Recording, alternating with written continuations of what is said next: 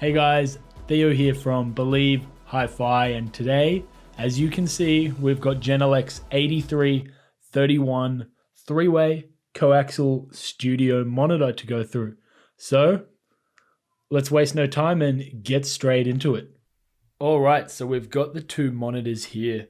Obviously this one, you've got the front of the design, and here we have the rear of the design. You can see there's a small rear port here, and that may lead you to think you want to have it quite far away from the wall. However, actually, they advise you have it either really close to the wall or further than 1.1 meters away from the wall to avoid cancelling out certain bass frequencies. If we move down, you can see there's quite a few controls here, from everything from a bass roll-off to a desk calibration. So that's basically trying to cancel out the reflection you'll get from the desk and the issues that cause with the frequency range. And then a bunch of treble tilt options. And then a few other options for level and if you want the LED light displaying. And then over here, you've got some SPL level stuff and the on button. Nothing too out of the ordinary.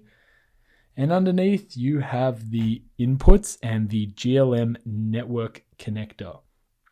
So obviously generally you're just going to be using a 3-pin balanced XLR cable to connect this. I connected it, as you can see, with the Bricasti M3 digital to analog converter. So the GLM network cable is where you use an Ethernet cable to connect both of your monitors up, or in fact all of your Genelec monitors depending on how many you have, which you will also connect that up into the GLM system, which is a room calibration that we'll get into a little later. So now this one here is the monitor facing forward, and this is actually a three-way design speaker, as you can see, and it's a three-way point source or coaxial monitor.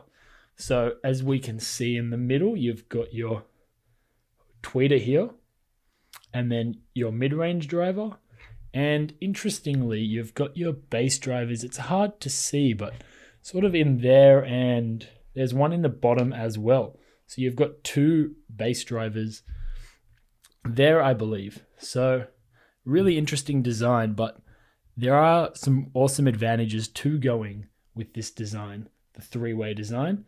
So you've got your bass, your mid-range, and your tweeter right there.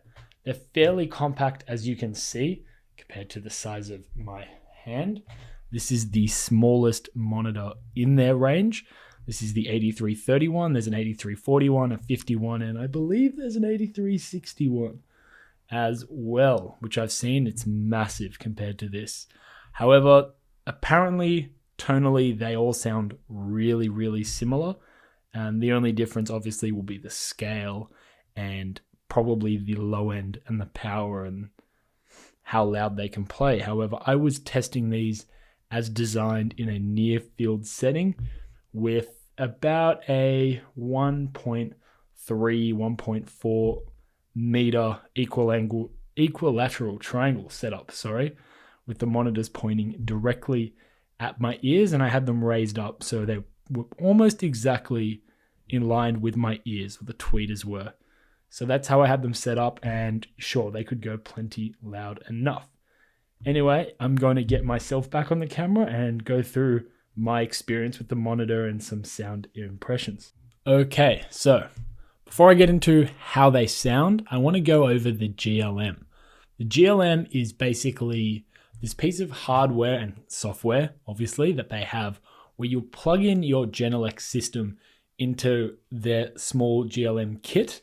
You'll use a microphone, and what you'll do then is select which is your right, left channel, and whatever other channels you may have, and it'll run a sine sweep, which really quite loud actually. I was shocked. It almost, caught me by surprise, hurt my ears a little bit.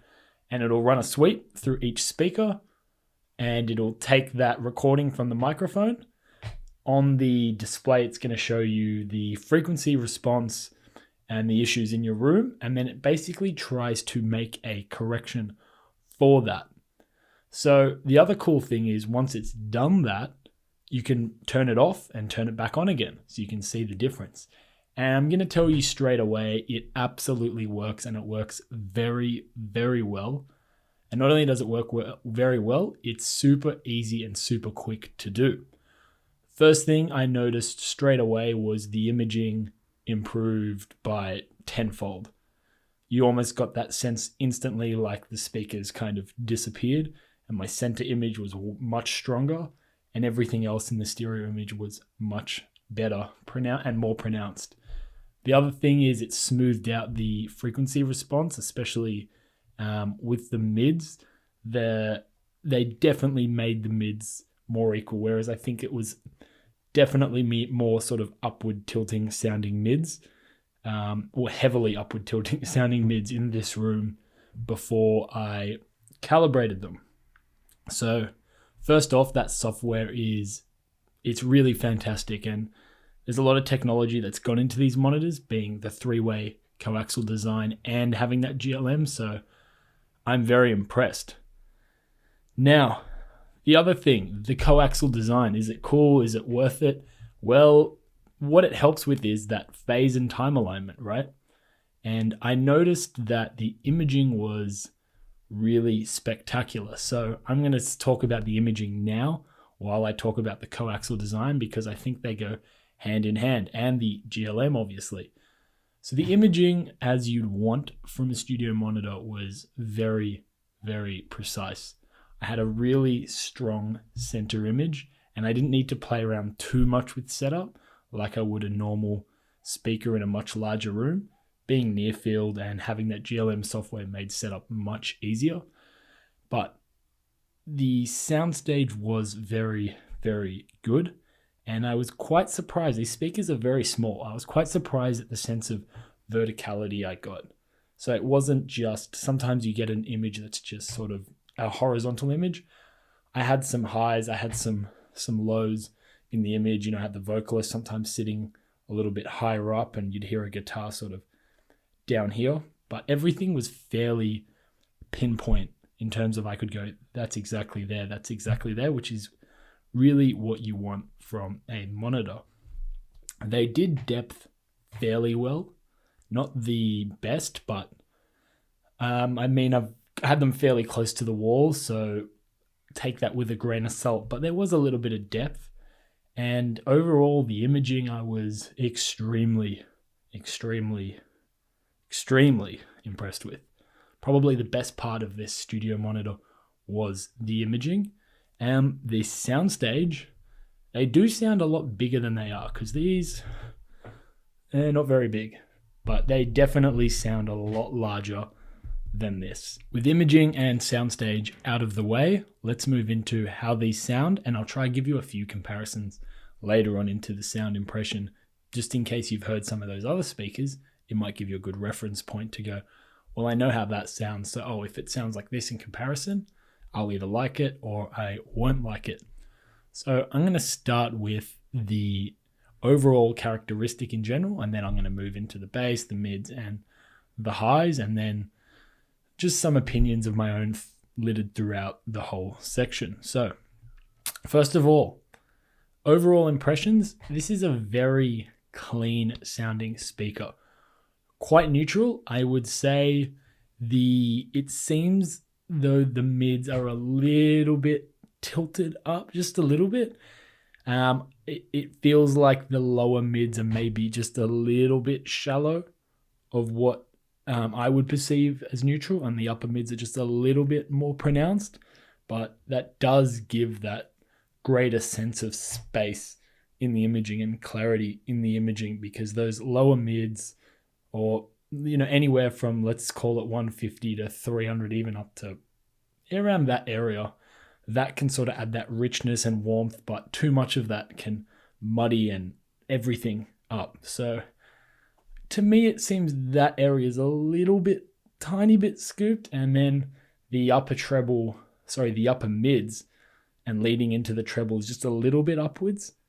If I was to take my guess at how they actually perform to my ears, with those mids being just a little bit tilted up, it seemed that the vocals were just a bit more present because their vocal clarity was really good. It was really excellent, actually. They are definitely non-fatiguing. While they're not warm, you get zero listening fatigue. Now, I did some reading, and it may be because of these speakers' coaxial design. And that could be due to the fact that because your ear doesn't have to connect with the brain and go, what's going on with this slight time delay with all the sound? Because everything is hitting you at the same time, there's less sort of processing that has to go on, and it's less fatiguing. But yeah, I did notice there was no fatigue, and I have heard Genelec's standard studio monitors, and they were a little fatiguing for me. Those are also more upward tilting. They're definitely a brighter, sharper sound than these. These were definitely, to my ear, more neutral, and as a straight comparison to that, these are definitely better listening speakers than the other Genelecs. So that's the general characteristics of the sound. Other than that, one thing I will add is they're very dynamic. For this size, they really punch, and they're very, very quick. Anything that really has that really good punch, any drum, like quick drum, quick bass, anything like that really just comes out awesome. And they're very, very, very, I'll keep saying that, very dynamic speakers, and can be a lot of fun depending on the genre you want to play with them.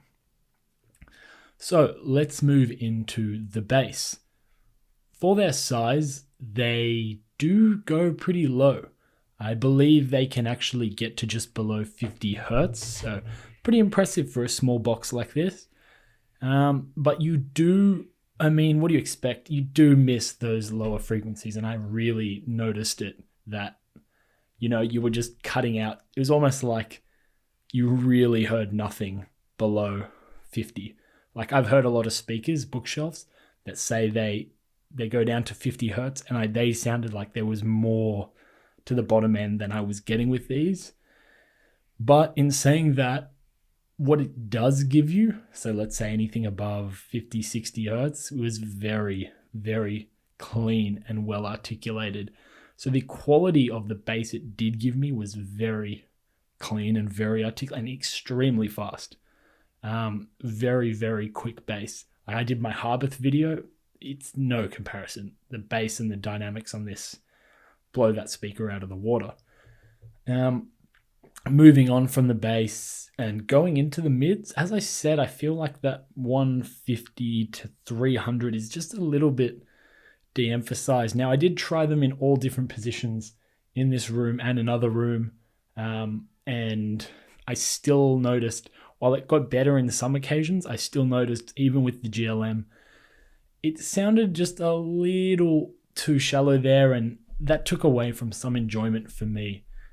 It just missed that warmth, and especially like hearing a bass guitar and sort of the lower notes or the lower resonant sounds from that bass guitar. They just didn't come across as full and lush. They were extremely accurate. I could hear exactly what was going on. So for monitoring, no problem, right? If I was trying to mix them. But for a listening experience, I found that area was not my favorite part. And it also meant it robbed a little bit from male vocalists.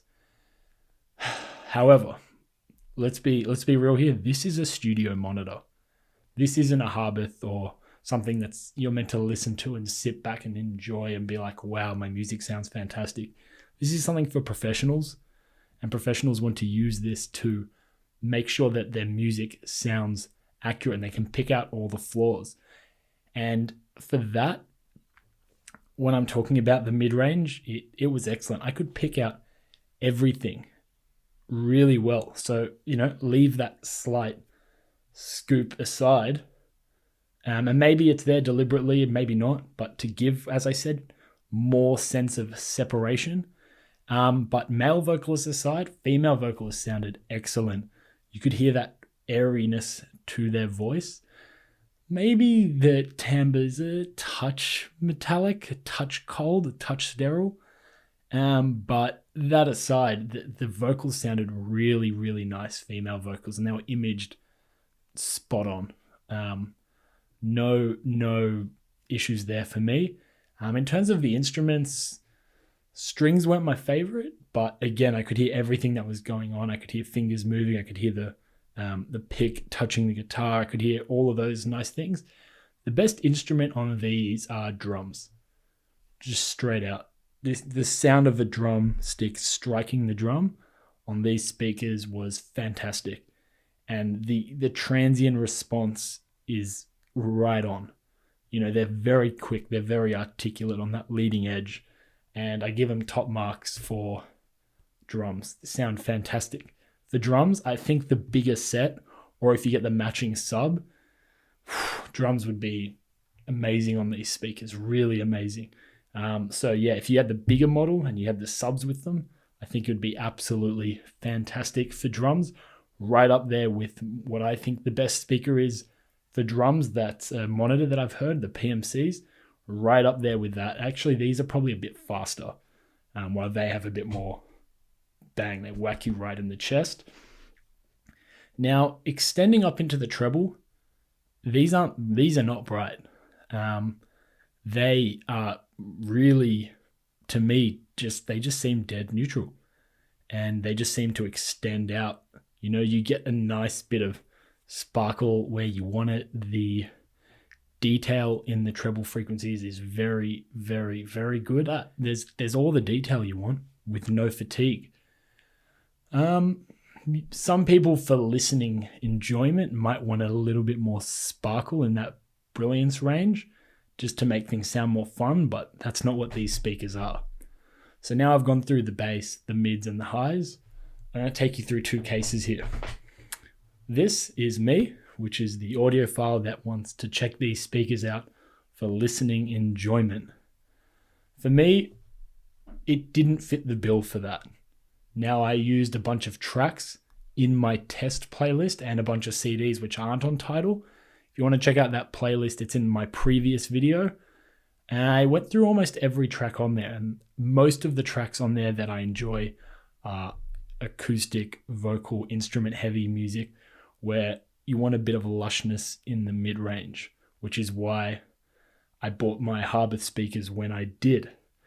Now, while these do a lot of things better, for that music, the enjoyment simply isn't there, in my opinion, as much as it could be. And I think maybe some of the issue is that scooped out area, or perceivingly scooped out area on this exact monitor in that 150 to 300 or even up to 500 hertz range, that robbed a little bit of the enjoyment. For me, songs that sounded good, I was surprised. I threw on some hip hop and that sounded really good. I was expecting it to sound terrible, but hip hop sounded really good. Rock sounded really good. Dance music sounded really good, but vocal sort of stuff wasn't. While the vocals were excellent, just the total package of the music wasn't the most enjoyable for me. And they definitely aren't so kind to recordings that aren't the best. They come alive the better the recording. And I think should be the way. They're a studio monitor. They're not meant to lie to you. They're meant to show you the flaws. So when you hear those flaws, you get rid of them or you fix them. So yeah, as an audiophile listener, for me, they're not my favorite thing. I can see all the amazing points for them, but it's just not my cup of tea.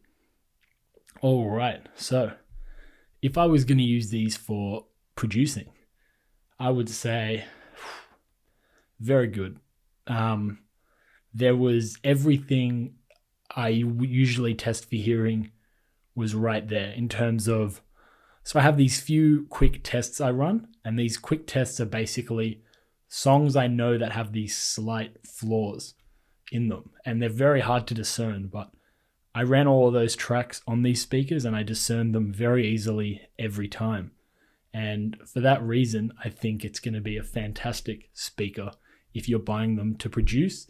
And because of their small form factor, if you need to run them very near field, you don't have a well-treated room, you can do that. I think you can even get them up to about 40 centimeters away and they'll be fine. So if I was going to produce music, especially electronic music, these would be fantastic. I think really, really, really fantastic. But if you're looking at something like this, which is $5,000 may I add, or something like what's a similar size to this? LS3 5A by Rogers, or a Harbath P3 ESR. I would prefer the Harbath or the Rogers, or maybe something from ATC, which would be halfway in between the two extremes, because of the music I want to listen to. However, if you want something that really attacks and has, that the dynamism and the drums really hit hard, and you want to listen to mainly maybe dance music, this is going to blow those speakers out of the water for that kind of stuff. So pick your poison, really. Anyway, I hope I gave you a really good overview of what these speakers are, who they're for, and the type of genres and things that I liked about them and the things I didn't like about them. Because as always, I want to give you the total picture. I'm never going to paint a perfect picture for any product. I'm just going to let you know who they're for and who maybe they're not for, and let you make your own mind up. If you've got questions about anything, leave them in the description. I promise to get back to you. And please let me know what your favorite studio monitor is or near field speaker. I'd love to hear about it, and maybe I've heard it too. Okay, so I guess that's it. Please remember to like and subscribe. It means a lot. The more subscribers, comments, and likes I get, it goes a long way into helping me keep the channel moving. I'm trying to get a video out to you guys every single week, and I've been on track so far. But that's it. I'm signing out, and I'll see you on the next one.